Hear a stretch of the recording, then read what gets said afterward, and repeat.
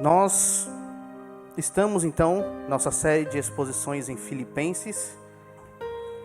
Paulo agora nesses versículos mostra que apesar de Cristo ter nos encontrado e unido a Ele, apesar disso, o seu ponto de partida e fonte da fidelidade, a vida cristã é um processo de constante progresso que se assemelha a uma corrida. Vamos ler o capítulo 3 de Filipenses, do versículos 12 a 16. A palavra do Senhor diz: não que eu tenha já recebido ou tenha já obtido a perfeição, mas prossigo para conquistar aquilo para o que também fui conquistado por Cristo Jesus. Irmãos, quanto a mim, não julgo havê-lo alcançado, mas uma coisa faço, esquecendo-me das coisas que para trás ficam e avançando para as que diante de mim estão, prossigo para o alvo, para o prêmio da soberana vocação de Deus em Cristo Jesus. Todos, pois, que somos perfeitos, tenhamos este sentimento. E se porventura pensais de outro modo, também isto Deus vos esclarecerá. Todavia, andemos de acordo com o que já alcançamos. Não sei quantos se lembram, mas em 2004, nas Olimpíadas de Atenas, o Brasil protagonizou um dos momentos mais marcantes e dramáticos da história do esporte. O maratonista brasileiro, Vanderlei Cordeiro, liderava a prova quando um irlandês chamado Cornelius invade a pista, empurra o brasileiro e o impede de continuar a correr. Infelizmente, o atleta perdeu muito tempo com isso. Sua velocidade diminuiu, seu ritmo, e acabou chegando em terceiro lugar. Mas mesmo assim comemorou sua subida ao pódio. E esse episódio para mim foi surpreendente.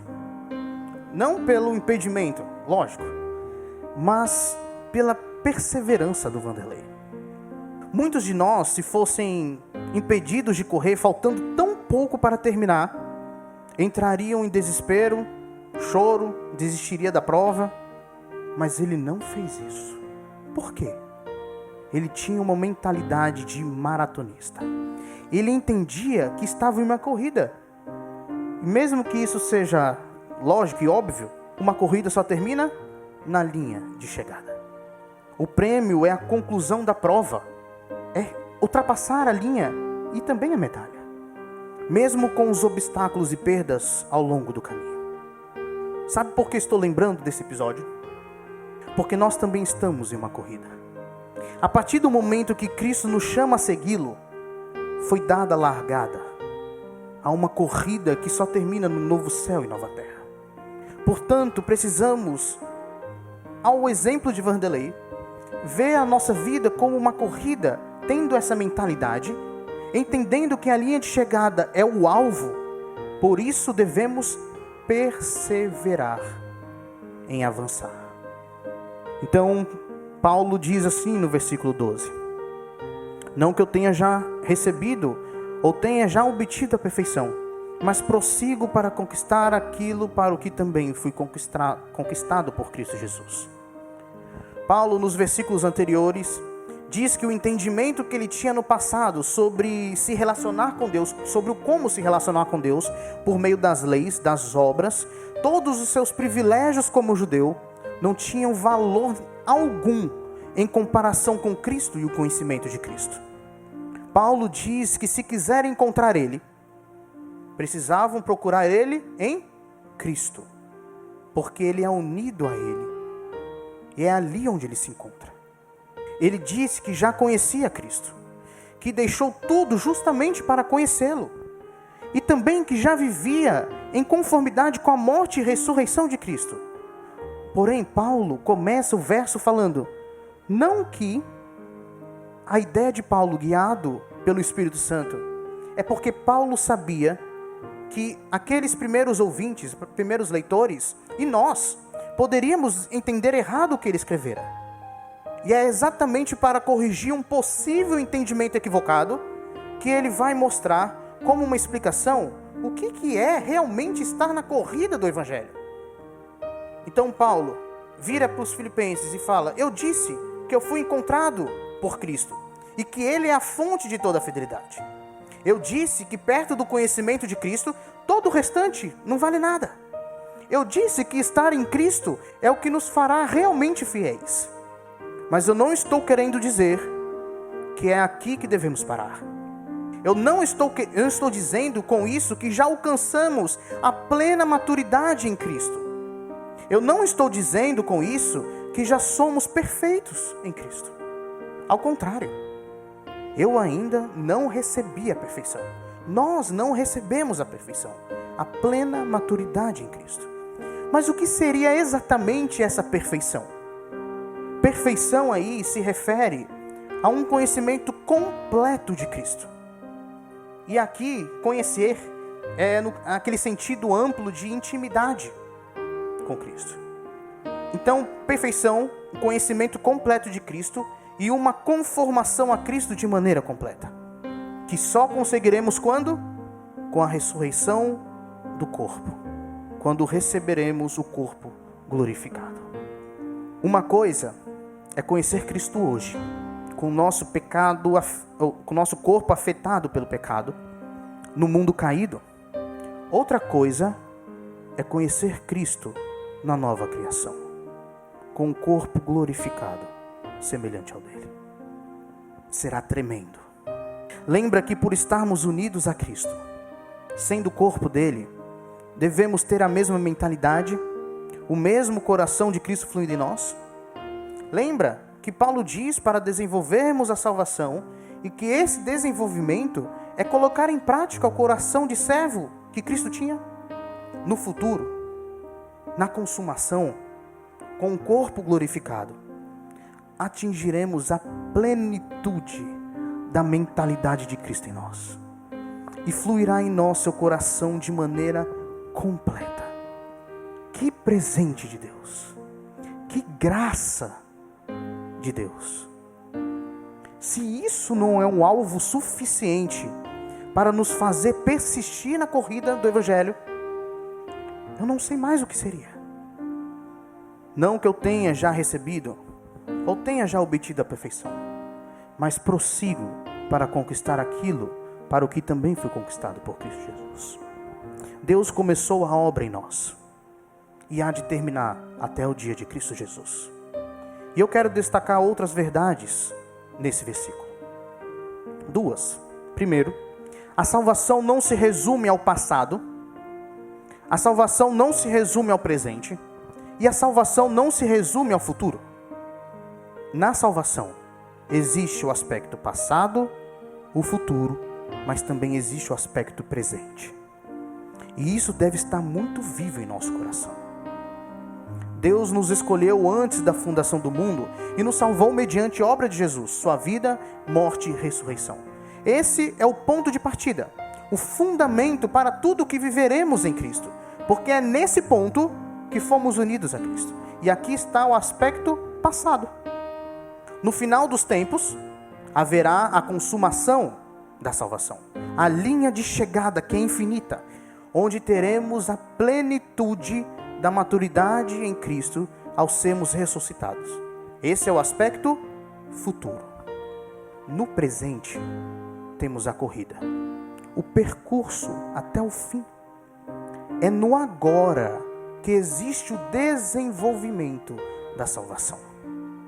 Não quer dizer que corremos risco de perder a salvação, ou que ainda não estamos salvos de verdade. A ideia desse desenvolvimento é, por verdadeiramente sermos salvos em Cristo Jesus, no passado, que conseguimos desenvolver isso, essa salvação, e ter a garantia do futuro, a garantia da consumação. Não sei vocês, mas acho esse aspecto presente algo extraordinário na salvação.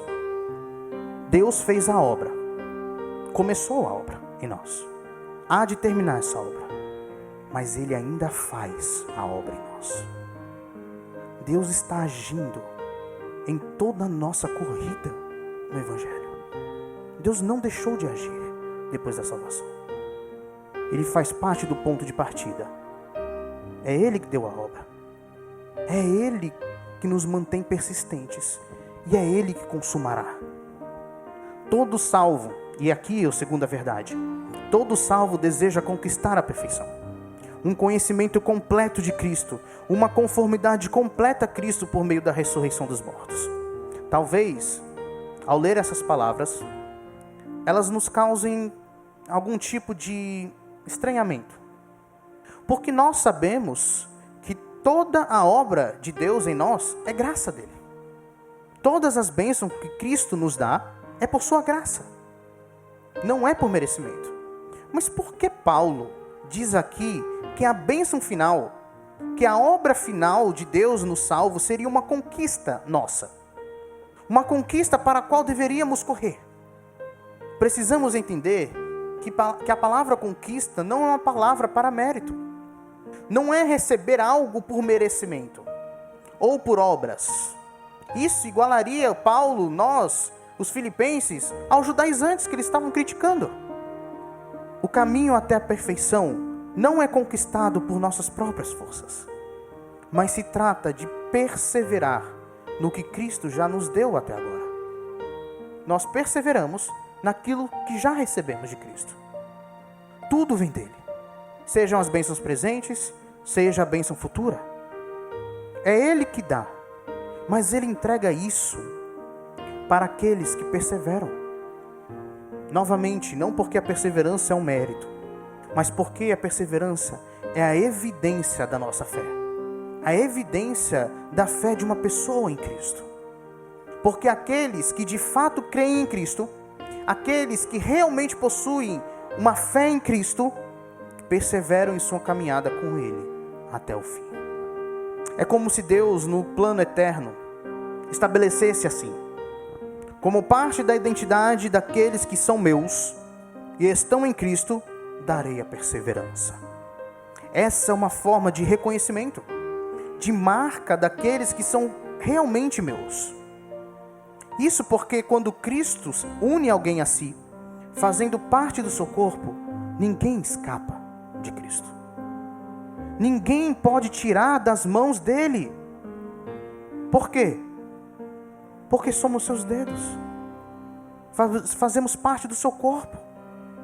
Somos sua mão, seus pés. E ninguém pode nos arrancar de Cristo. Romanos 8, quem nos separará do amor de Deus? Ninguém pode separar do amor de Deus. É por isso que Paulo diz: prossigo para conquistar aquilo para o que também fui conquistado por Cristo Jesus. Antes de conquistarmos a perfeição, ela já estava garantida por Cristo. Toda a nossa perseverança já está garantida por Cristo. É devido a essa garantia em Cristo, da nossa perseverança, que dizemos que todo salvo persevera. Essa é uma das marcas identificadoras do salvo, a perseverança. Esse versículo eu quero terminar lendo na Nova Versão Transformadora, uma tradução.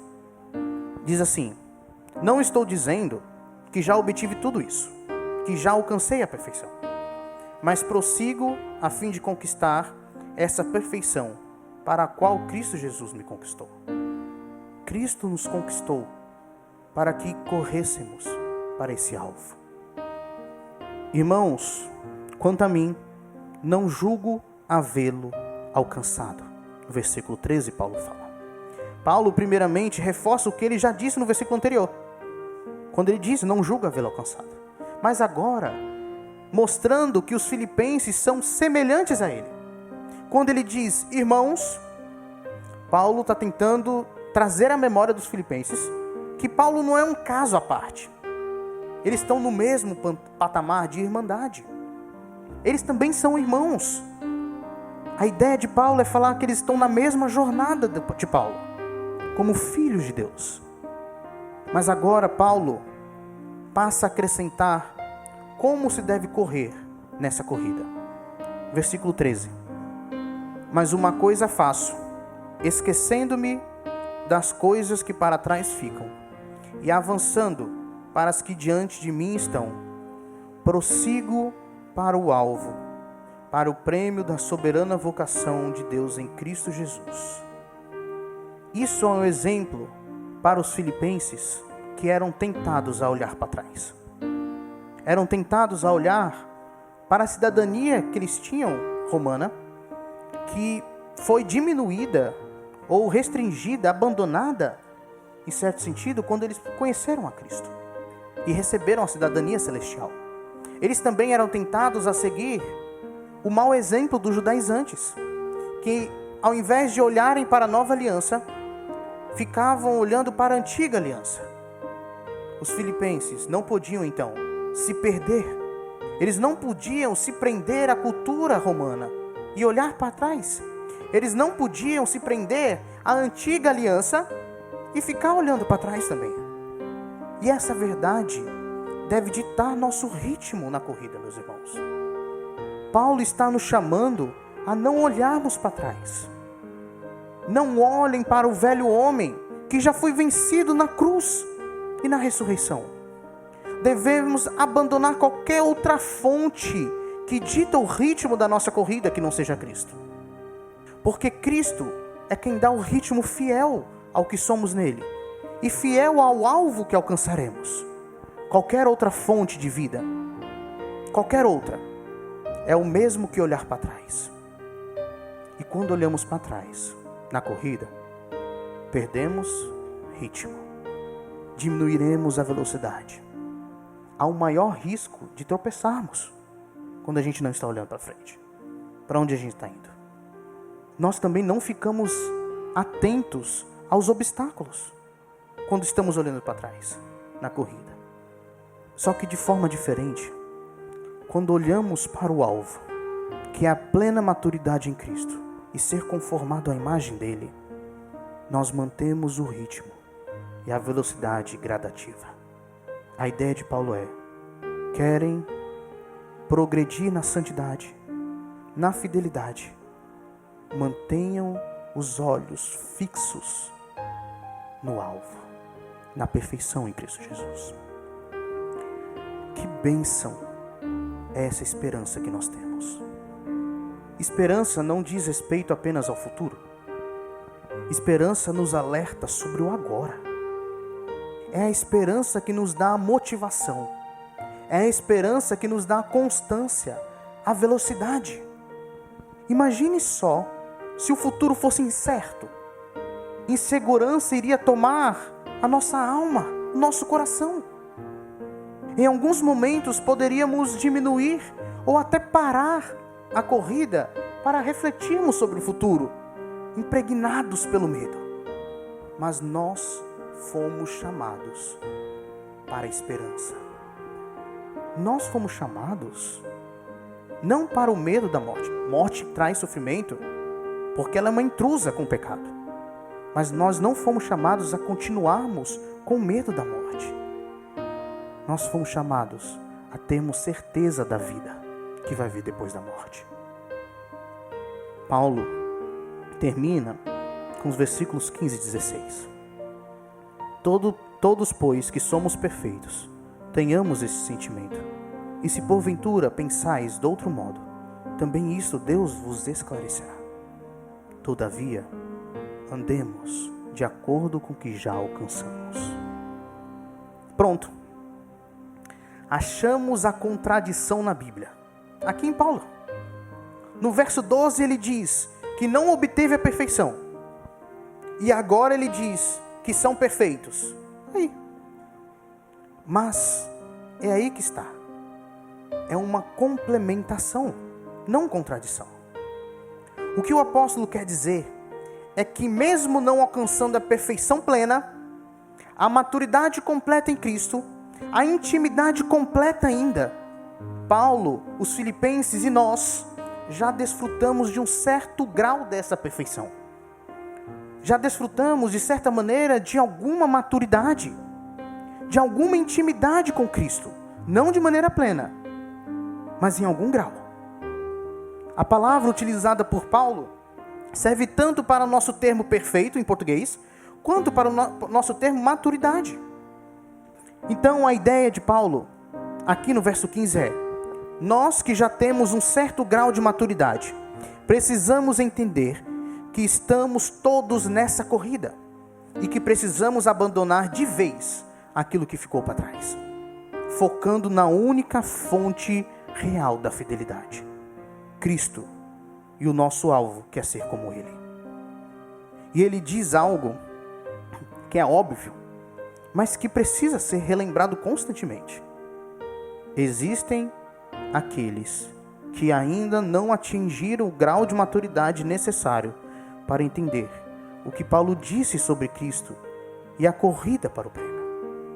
Existem aqueles que não entendem e não conseguem abandonar as coisas que ficam para trás, mesmo sendo cristãos verdadeiros. Quando Paulo diz: e se porventura pensares de outro modo, também isso Deus vos esclarecerá. Ou seja, na corrida da fidelidade rumo à maturidade plena em Cristo, alguns estão mais à frente que outros. Há diferentes níveis de maturidade no corpo de Cristo. Para essas pessoas que não atingiram o grau de maturidade, para abandonarem de vez o que ficou para trás, as outras fontes de fidelidade, Deus um dia esclarecerá e dará vitória sobre isso. Paulo termina o versículo 16 com um chamado, tanto aos maduros, que entendem o que Paulo falou, e aos não maduros, aqueles que não conseguem seguir por completo o que Paulo falou. Quando ele diz: todavia, andemos de acordo com o que já alcançamos. Temos que prosseguir de acordo com aquilo que já recebemos de Cristo. Meus irmãos, não há desculpa para nenhum membro da Igreja de Cristo que quiser se eximir das suas responsabilidades por não possuírem o mesmo grau de maturidade que o apóstolo Paulo ou que outros do nosso meio. O chamado para seguir na corrida e persistir é para todos que estão em Cristo. E essa é a nossa responsabilidade. Persistir sendo fiéis rumo à perfeição. Quero concluir com algumas verdades. Embora se tenha aqui a metáfora da corrida e toda a ideia que a gente tem de corrida seja uma disputa, aqui, essa corrida, não estamos competindo uns com os outros. Entender que estamos numa corrida deve nos ajudar a termos misericórdia uns com os outros. Não disputar. Essa realidade deve nos fazer ajudar uns aos outros. Deve nos tornar mais unidos. Por quê? Porque todos nessa corrida têm o mesmo alvo. Não só o mesmo alvo. O ponto de partida é o mesmo. A união com Cristo. A salvação. Também não devemos nos prender ao passado. Não devemos nos prender ao presente. E nem devemos nos prender somente ao futuro. Nenhum desses três deve ter proeminência. Os três tempos, passado, presente e futuro, devem motivar juntos a nossa jornada. Porque sem o passado, nós não estaríamos correndo no presente. Sem o futuro, qual a nossa esperança? O presente é mais fácil, porque é o que a gente está fazendo, o que a gente está correndo. Então não se prenda a isso, a ilusões políticas. Não se prenda a padrões de beleza, a dinheiro, as coisas do presente. Nós também devemos ter cuidado com qualquer senso de superioridade espiritual. Estágios diferentes no processo de santificação é uma oportunidade para aprendermos uns com os outros. Deus estabelece dessa forma a corrida, uns mais à frente, outros mais atrás, exatamente para os que estão atrás olharem os da frente e permanecerem também, como exemplos. Da mesma forma, os que estão à frente sabem que tem pessoas correndo atrás, caminhando para o mesmo alvo. E todos juntos estamos nessa corrida rumo à chegada, rumo à perfeição. Isso deve nos fazer ajudarmos uns aos outros, aprendermos uns com os outros. Outra verdade, a quarta: encare tudo aquilo que te afasta de Cristo como um peso a ser abandonado. não olhemos para trás. Não sintamos saudade daquilo que deixamos para trás quando fomos encontrados por Cristo. O nosso alvo é a partir de Cristo. Diante da realidade do fim, onde seremos perfeitos em Cristo, no agora temos que reconhecer nossa imperfeição. Paulo faz isso. Ele começa esse versículo 12 falando isso. Não que eu tenha já recebido, eu já tenho obtido a perfeição, mas prossigo para isso.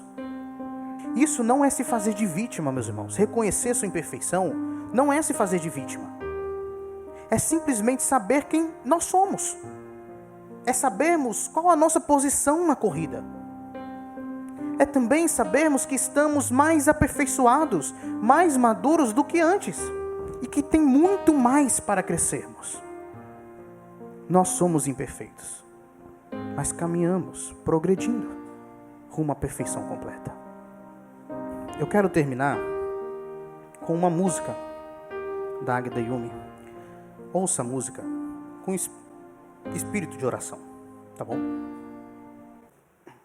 Se eu pudesse escolher retornar ao começo, conhecendo o que sei do Senhor, viveria diferente do passado ao presente, seria folha em branco nas mãos do Autor. Quantos males eu já fiz, longe do teu bom viver, e o que mais me entristece é que te desagradei. Se eu pudesse retornar do passado ao presente, seria folha em branco nas mãos do Autor. Contudo sei, meu Senhor, mesmo sendo imperfeito, perfeito é o Autor da minha vida. Se as palavras parecem sem sentido, no final serei o verso mais lindo, poesia do teu imenso amor. Contudo sei, meu Senhor, mesmo cheio de defeitos, santo és tu, Autor da vida. Se em tudo pareço um borrão, pintura perfeita serei, obra-prima do teu coração. Se eu pudesse escolher, baseado no que somos agora em Cristo, eu viveria diferente todos os dias que vivi longe de Deus, fazendo mal. Eu não posso voltar atrás. Você não pode voltar atrás. Para revivermos tudo isso, cabe a nós, meus irmãos, olharmos para frente, olharmos para o alvo, não se apegando ao que éramos antes de Cristo. Deus nos deu a esperança do prêmio para vivermos no agora, mantendo o ritmo da corrida, perseverando. Aí sim, toda a nossa imperfeição, toda a falta de conhecimento, toda a imaturidade serão transformados à imagem de Cristo.